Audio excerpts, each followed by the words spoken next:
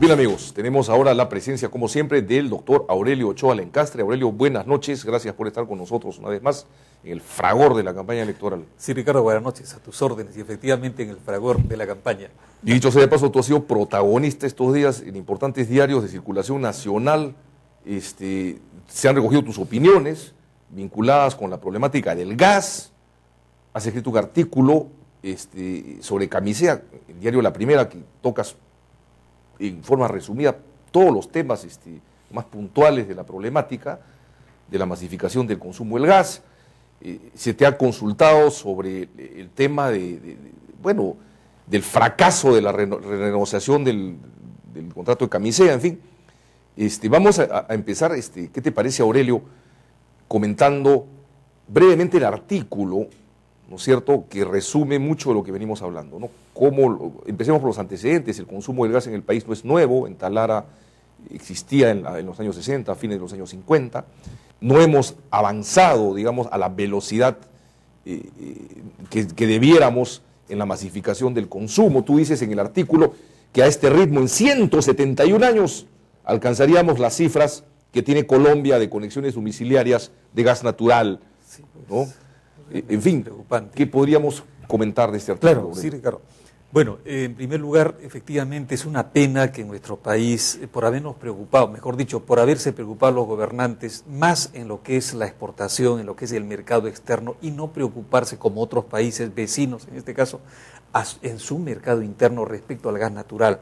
Entonces, en el caso concreto, por ejemplo, de dos vecinos nuestros, el caso de Bolivia, sin ir muy lejos, que tiene una población 3 veces menor que la nuestra, ¿no es cierto? Y sin embargo ellos tienen en este momento, fíjate, 160.000, ¿no es cierto?, conexiones domiciliarias efectivas, ¿no? Y nosotros en este momento tenemos 33.000, ¿no es cierto? Y tenemos ¿cuántos años? Casi 7 años que el gas natural ha llegado a Lima. 33.000 en una ciudad de más de 8 millones de habitantes. Imagínate, entonces prácticamente nada, ¿no es cierto? Entonces, ¿en qué ciudad de Bolivia hay gas? Esto es en general, pero sobre todo es en La Paz, en Cochabamba, en Oruro, o sea, sí, ellos están mucho más ratificados, mucho más desarrollados, por supuesto. Nosotros acá ni siquiera a Ica podemos llegar. Solamente Lima es el gran mercado y con 33.000 amigos, por favor. Increíble, es ridículo. Es ridículo realmente. ¿No? Entonces, fíjate, tanto hablamos de Bolivia, criticamos y todas esas cosas, sin embargo, eso ha avanzado. Tiene sus principales ciudades. Claro, están ya, así es.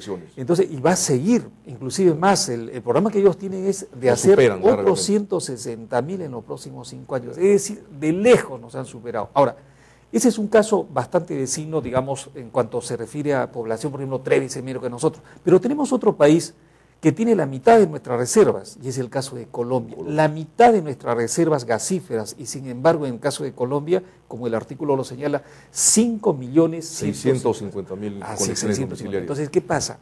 Imagínate, nosotros llegar a ese nivel de conexiones. Mira, y disculpa que te corte. Es increíble. Y disgregada en varias de las importantes ciudades que tiene Colombia, y Bolivia con menos población también. En cambio, acá en el Perú solamente está Lima conectada en este momento. Y algunos distritos. Y con 33.000 nada más conexiones domiciliarias, amigos, en ya 7 años, o 6 años, perdón. Casi 7 años. Casi 7 años ya de la llegada del gas del Camisea a la costa. Es increíble, entonces, esto justamente demuestra lo poquísimo, prácticamente lo casi nada que hemos avanzado en lo que es el gas natural. Sin embargo, se hablaba de una masificación del gas natural. Inclusive, por ejemplo, un departamento que lo tenemos cerca de Lima, Ica, es el más avanzado, el proyecto que tenía más avanzado porque tiene todos los estudios hechos, en fin, no puede poner la primera piedra del gasoducto, o sea, de Ica. ¿Por qué razón? Porque simplemente no tiene en este momento capacidad de transporte, digamos, concedido a ellos de Camisea. Entonces, ¿qué pasa? No hay lo que han pedido ellos, que eran 40 millones. Entonces, les han ofrecido 8 millones. Dice, oye, con eso no me da ningún banco, ningún crédito. Entonces, no puedo comenzar la construcción. Y por 4ª vez les han justamente ya dado la autorización la semana pasada para que posterguen el inicio, estamos hablando en este caso para Ica, ¿no? Ica, Marcona, Nazca, en fin. Entonces, para que puedan iniciar, les han postergado 6 meses más. Y en este plan, lógicamente, ya estamos en el próximo gobierno, ¿no es cierto?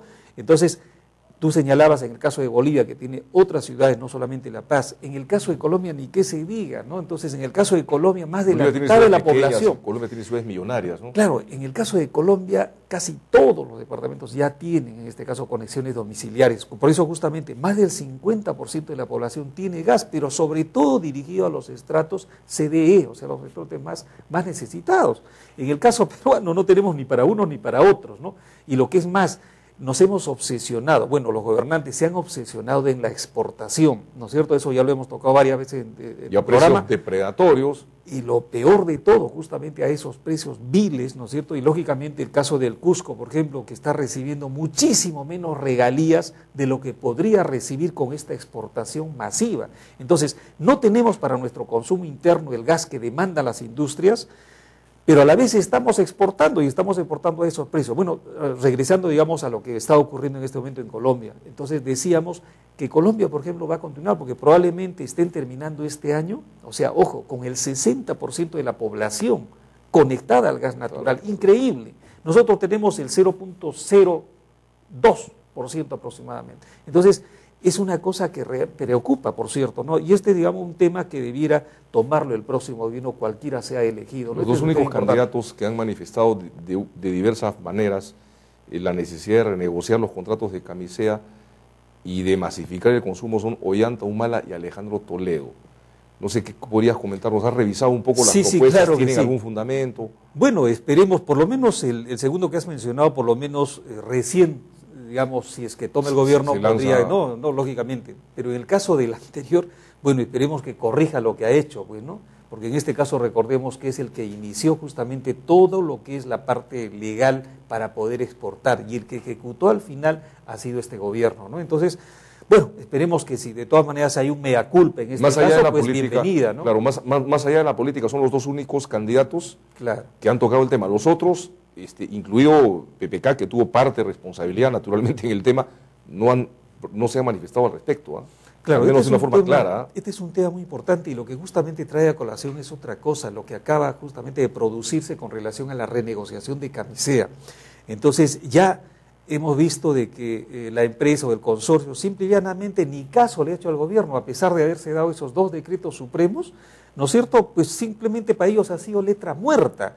Y como Perú Petro, en este caso en representación del gobierno, no ha tenido la fuerza o el apoyo suficiente, estamos viendo las consecuencias, ¿no? Entonces al final se han burlado, nos han mecido durante todo este periodo y lo que es más, continúan hasta el día de hoy vendiendo masivamente el gas natural a esos precios justamente viles, ¿no es cierto?, mucho más baratos, 5 o 6 veces más baratos que los que se venden en el mercado local.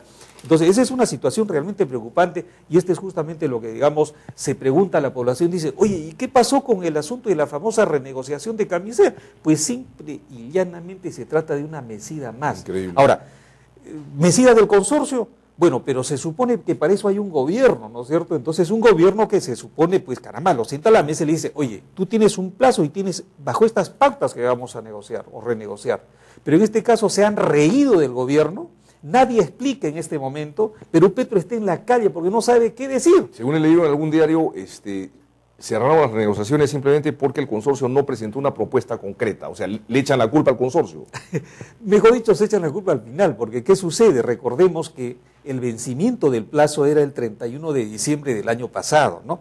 Entonces, no se logró nada, entonces pidieron, digamos, unos 3 meses, Perú Petro le dijo no solamente 2 meses, pero en realidad lo que están haciendo es meciendo al país, ¿no es cierto?, en ambos casos. Entonces, están prorrogando los plazos y lógicamente ahora todo el mundo está preocupado más en las elecciones, ¿no?, del próximo domingo. Me voy a permitir, Aurelio, con tu venia. Por favor, adelante. Hay unas declaraciones tuyas textuales el día de hoy, estimados amigos, en el diario La República, en la edición nacional.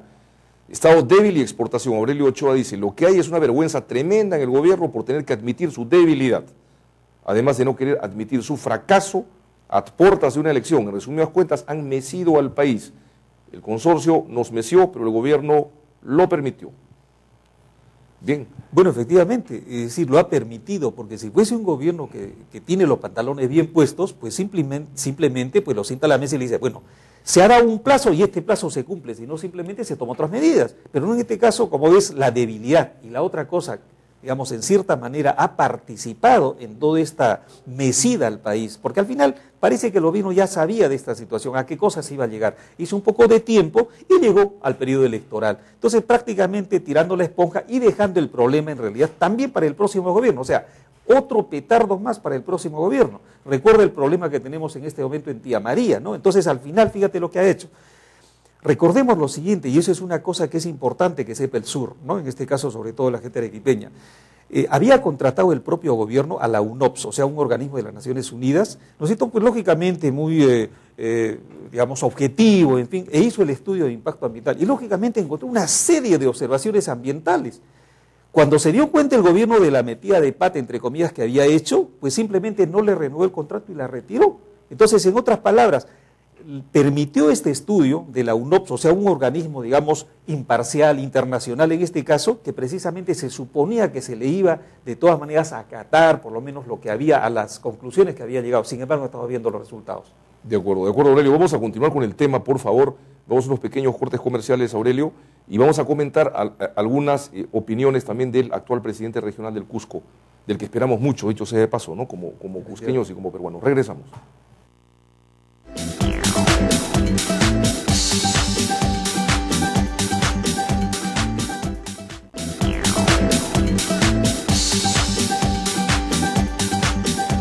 Bien amigos, continuamos con el doctor Aurelio Ochoa.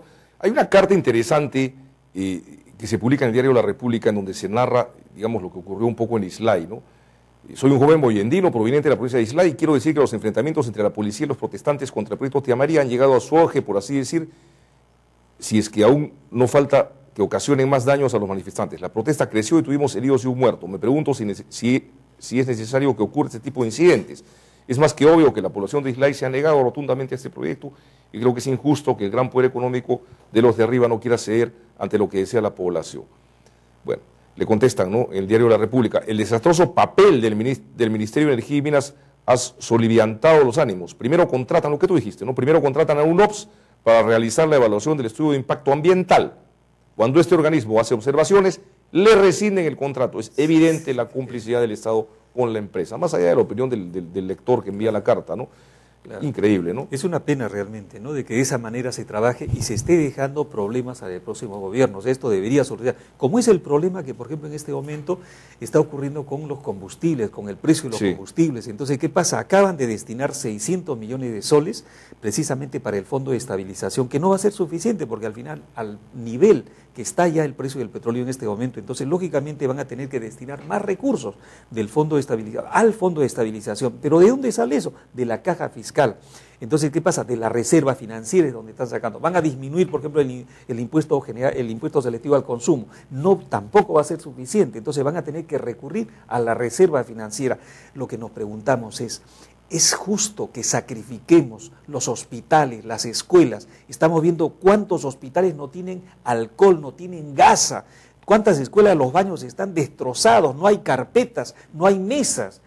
Y sin embargo nos estamos dando el lujo de destinar tanto dinero, cientos de millones, van a ser miles de millones en realidad, porque el 2008-2009 se destinaron 3.500 millones de soles.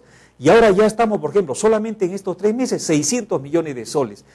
A ese paso, imagínate lo que el próximo gobierno va a tener que recibir, y justamente el presupuesto sale pues de la misma correa, ¿no? Entonces, el dilema es cómo vamos a seguir afrontando. Esta es una sangría permanente. ¿Por qué tenemos que seguir subsidiando los peruanos a la gente que tiene, digamos, un vehículo de lujo, por ejemplo, está pagando tan igual como lo que paga un tico de hace 20 años? Eso no puede ser, eso es injusto, ¿no es cierto? ¿Cuántos años han sido esos 3.500 millones de dólares? No, de soles, 2 años, el bienio 2008-2009. ¿Por qué? Porque el precio del petróleo se disparó en 2008. Más de 1.000 millones de dólares. Es increíble. O sea, más de lo que cuesta un camisea, digamos. Justamente. Entonces, eso tiene que corregirse, Ricardo, porque realmente resulta injusto, salvo que nos sobre la plata, que no es el caso, ¿no? Entonces, los combustibles tienen que costar lo que cuestan, de tal manera que haya precisamente algo de competencia, la gente se disuada de utilizar, ¿no es cierto? Si sabe que cuesta, pues hay que restringirse, pero en este caso, como sabe que no va a subir, pues simplemente sigue gastando, ¿no? Ahora, si nos sobrase la plata, no habría problema, pero eso pues no es el caso y no va a ser en muchísimos años que nos sobre la plata. sobre todo habiendo tantas necesidades, digamos, urgentes, que fuesen necesidades que puedan prescindirse, no, son súper urgentes. Entonces, ¿cómo estamos priorizando? Eso, por ejemplo, es falta de planeamiento, ¿no es cierto? Porque si yo veo que hay otras necesidades y hay otras, entonces simplemente priorizo, o es que es prioritario subsidiar, digamos, a los automovilistas, me parece que no. Quizá puede hacerse con el transporte público y de carga, pero lo que debiéramos apostar es con el gas natural. Y poco es lo que hemos hecho, como comentábamos al inicio, ¿no? Es algo, digamos, preocupante. Yo pienso que va a tener que dar cuenta la historia, ¿no es cierto?, sobre este gobierno y el anterior sobre todo. Estamos mal, pues, en muchísimas cosas. Ojalá que el próximo gobierno planifique, ¿no? Eso es lo que se espera. Eso es lo que se espera, ese es el siguiente reto.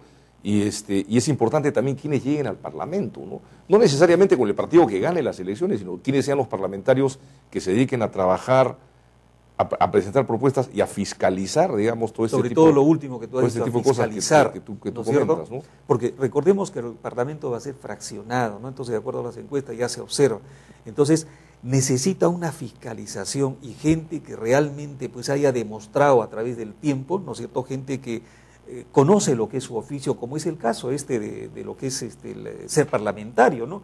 Y no esperemos gente desconocida que al final no sabemos, digamos, para qué está entrando, Sí. ¿no es cierto? Entonces, esa es una situación que de todas maneras los electores deben meditar en Ojalá que los más capaces, los más preparados lleguen. Y no, cualquiera sea la ocurra, lista, ¿no? pero que traten de escoger, ¿no? Mira, por ejemplo, un tamizado. Por ejemplo, la semana pasada tuvimos a Javier Descanseco, tipo brillante en muchas cosas, desde su particular posición ideológica política, ¿no?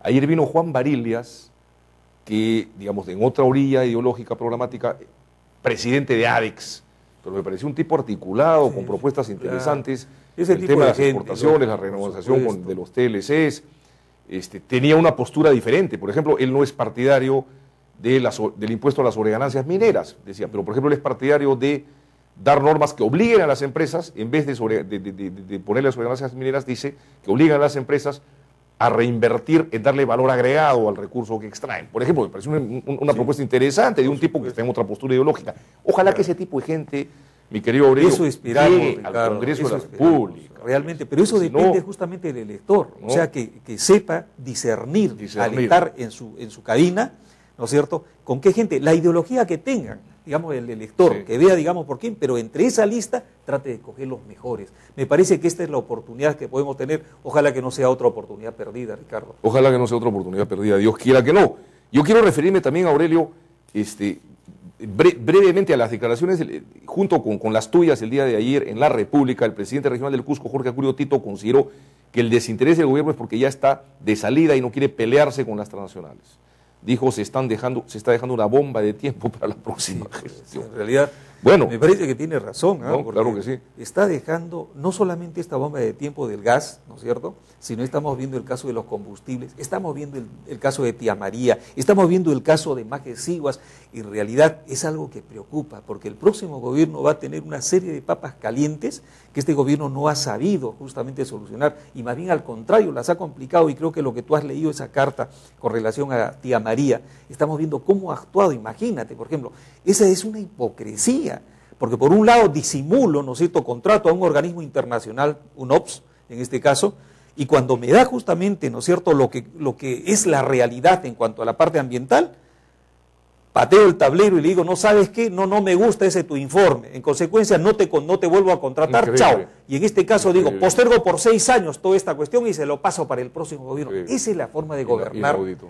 Esa es la forma de gobernar. Realmente es algo que, bueno, lo mínimo que podemos decir que nos decepciona, aunque ya nos ha decepcionado, pero nos decepciona No mucho puede más, ¿no es decepcionar. cierto?, en este caso. Y este asunto, por ejemplo, que tú me señalabas respecto a esta carta, a mí me parece que... Es un comunicado, perdón, dirigido a los presidentes regionales Así es, de así es. Arequipa y del Cusco, de una serie de entidades y ONGs importantes, el Centro de Ideas, Cooperación, CPS, en fin, Bartolomé Las Casas, Agua C. Así es. A mí me parece que, digamos, está muy bien porque es una carta abierta para que haga reflexionar, ¿no es cierto?, a los dos presidentes regionales a ver cómo esto se soluciona, porque hay una cosa, estamos hablando entre peruanos y en este caso entre sureños, o sea, arequipeños y cusqueños, o cusqueños y arequipeños. Entonces me parece que esto tiene que solucionarse, tratar de ver la forma, qué garantías podemos dar a Espinar, pero tratar de ver, o sea, abiertamente, para que este proyecto, este gran proyecto, buen proyecto para el sur, se materialice, pero a la vez también yo no me puedo cerrar y decir, no tiene nada que hacer Espinar. Por cierto que tiene que hacer. En consecuencia, me parece que esto depende de los dos presidentes regionales, y me parece que estos dos presidentes regionales tienen sensibilidad social, ¿no es cierto? Lo han demostrado, en este caso, a través de sus actos, en fin. Pero creo que esta es una prueba para ellos. O sea, esto no puede seguir. Concuerdo con esta carta abierta, ¿no es cierto?, que hacen todas estas entidades a los presidentes regionales del Cusco y Arequipa con relación, ¿no es cierto?, a lo que sería Maquesiguas. Definitivamente esto no puede pasar, y ojalá que, digamos, antes que salga el otro, o mejor dicho, que salga elegido, que se transfiera el poder al próximo gobierno, esto pueda estar solucionado. Y más bien, qué bueno sería de que, digamos, el presidente electo, en este caso, ¿no es cierto?, el 28 de julio, entonces, o que juramente, digo, el 28 de julio, entonces pueda mencionar precisamente, ¿no es cierto?, como un logro, en este caso de los presidentes regionales, y que el país siga adelante, ¿no es cierto? Bueno, no tanto con el eslogan del actual gobierno, pero seguramente habrá otro eslogan, pero por lo menos sería un buen paso inicial, ¿no es cierto?, para el inicio del próximo gobierno. Lo curioso es que, digamos, de parte de muchas instituciones, tanto de Arequipa como de Cusco, por ejemplo, el Colegio de Ingenieros del Cusco, el Colegio de Ingenieros de Arequipa, que yo sepa, estuvieron en hora 8, hay, digamos, una vocación de diálogo, de diálogo técnico, la intervención del Colegio Nacional de Ingenieros también, el ingeniero Fernán Muñoz, decano nacional, ha expresado su deseo de colaborar con informes técnicos con relación al tema. Entonces, es cuestión de tomar la decisión política y hacerlo. No, efectivamente, por ejemplo, podría tomarse, en este caso, el asesoramiento del Colegio de Ingenieros, que ya te lo ha ofrecido Fernán Muñoz, de tal manera que, por ejemplo, sea alguien, digamos, que no es del sur, ¿no es cierto?, y pudiese colaborar en este caso, ¿no es cierto?, tratar de aunar desde el punto de vista técnico para que esa garantía también sea para ambas partes, obviamente, ¿no?, cosa que no haya de todas maneras la preocupación de que de repente el Cusco tira para el Cusco, Arequipa para el... Entonces me parece que podría ser el Colegio de Ingenieros del Consejo Nacional. Muy bien, muchas gracias, doctor Aurelio Ochoa, por tu participación en hora 8. Doctor Ricardo. Muchísimas gracias, y nos estaremos viendo la próxima semana, y estás invitado este domingo, si tienes tiempo, si no es mucha molestia, a estar con nosotros, porque vamos a estar a partir del mediodía comunicados con todo el país, con Arequipa, informando pues el proceso electoral. Perfecto, con el mayor gusto. Será motivo entonces para seguramente el próximo miércoles a la vez, la próxima semana a su vez estaría comentando sobre los resultados. Esperemos que la OMPE se comporte mejor que lo que ha pasado con el caso de las elecciones municipales. Esperemos. Amigos, regresamos, fue el doctor Aurelio Ochoa Lencastre.